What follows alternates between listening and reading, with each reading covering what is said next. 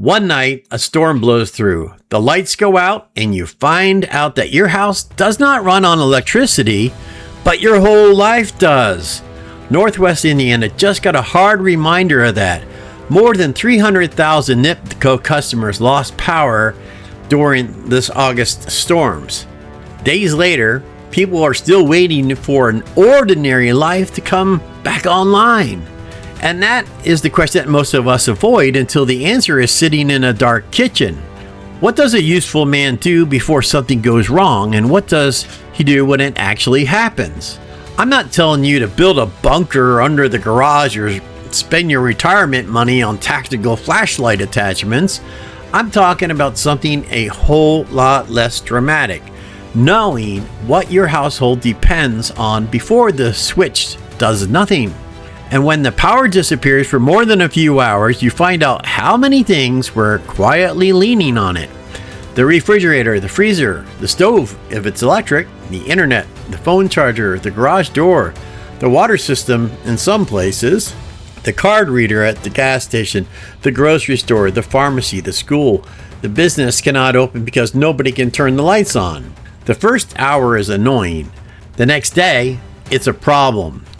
By the time you're trying to figure out which food is still safe, where to charge your phone, how to keep the medicine cold, and whether you have enough gas to go somewhere useful, it has stopped being an inconvenience. It has become a test of whether your household had a plan or just had good luck.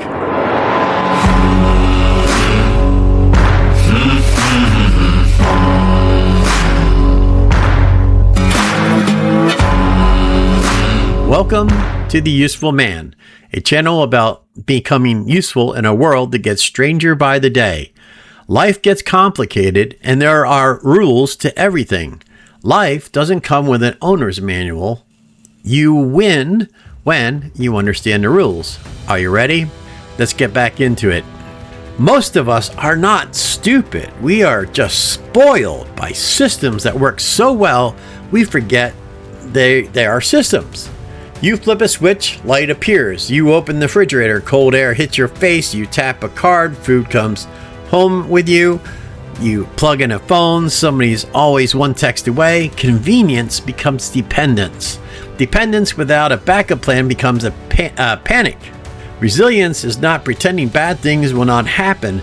Resilience is knowing what matters first when they do.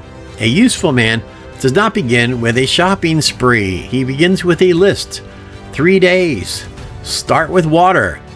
Ready.gov recommends at least 1 gallon per person for several days. That is drinking, basic sanitation, and a simple reality that water is not optional just because the faucet normally works. Then food. Not fancy emergency meals with a photograph of a mountain on a package, just shelf-stable food your family will actually eat. A manual can opener and a way to keep some food safe if the outage runs longer than expected. Then light, flashlights, lanterns, spare batteries. Charged power banks, a car charger that actually works. Put them where people can find them without conducting a midnight architectural dig through the junk drawer. The first aid, medications, glasses, medical supplies, baby supplies, pet supplies, weather-appropriate clothing, blankets, and the things that your own household cannot afford to be without. That last part matters. Preparedness is personal. A household with a diabetic family member, a child, an elderly parent, a baby, a pet, a medical device, or refrigerated medication has different needs than a single healthy guy with a bag of beef jerky and a questionable amount of confidence. Here's where common sense has to take over. You do not need a panic buy at a warehouse full of food like a storm took out the power in another state. But you do need to know the difference between food you can keep safely and keep your food you are emotionally attached to just because it costs money.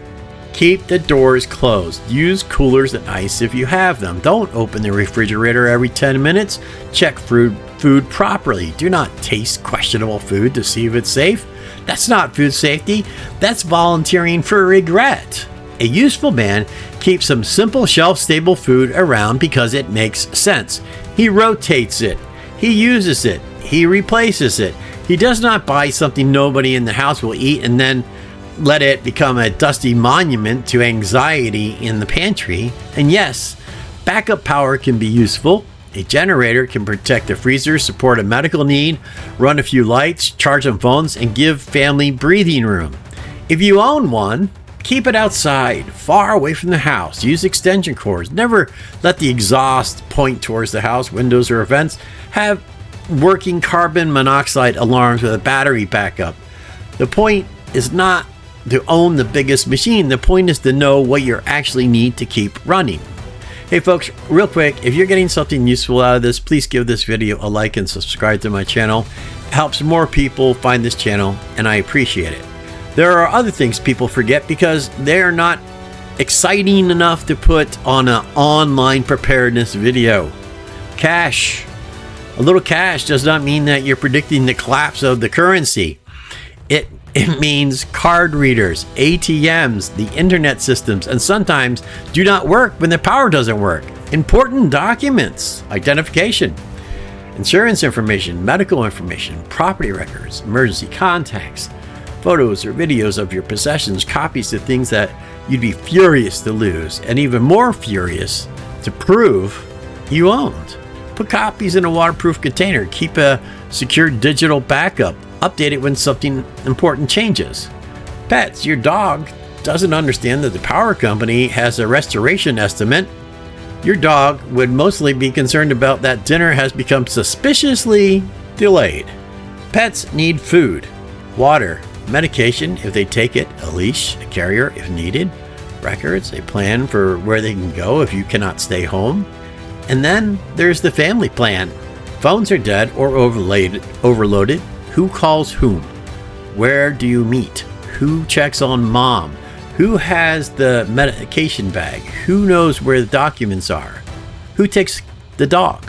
What happens if one person's at work and one person is at school and the road home is blocked? That conversation is not fear. That conversation is love with a clipboard. A useful man also understands that staying home is not always the brave choice. Sometimes the useful thing is to shelter in place because the house is safe. Authorities have not ordered an evacuation. The weather is still dangerous outside and you have what you need. Sometimes the useful thing is to leave because officials say leave. The house is unsafe. The temperature is dangerous. Medical needs cannot be met. Fuel is running out, or the situation is getting worse. Do not confuse stubbornness with leadership. Standing in a damaged house with no safe heat, no medical plan, no water, and a family member that needs help is not proof that you are tough. It just may mean that you are too proud to change the plan. The job is not to win an argument with the weather. The job is to protect the people who depend on you.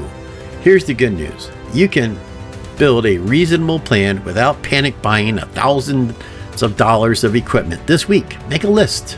What would this house need for 72 hours? Next, paycheck. Buy a little water, a few shelf-stable meals, batteries, a flashlight, a first aid refill, and a power bank. Then practice one small part of it.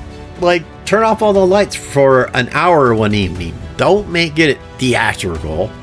Just see what you cannot find. What does not work? Who needs what, and where the plan falls apart? That's how you discover the problems while the consequences are still small. You may still be scared in a real emergency, and that's normal. Watching a storm tear up property, worrying about your wife, your kids, your parents, your home, your dog, your money, or your future is not a weakness. Usefulness does not mean you feel nothing. It means fear does not get to run the house.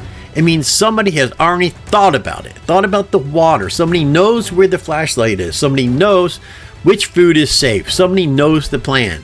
Somebody can look at the people he loves and say, I do not know exactly how long this will last, but I know what we are doing next. That's resilience.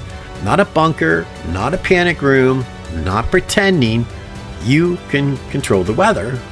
It's just understanding what your life depends on, deciding what you cannot afford to lose, and building a realistic backup plan before the emergency makes all the decisions for you. Thanks for spending some useful time with me. The moment you need a flashlight is apparently when every flashlight you own has moved to a different zip code. I'll catch you on the next one.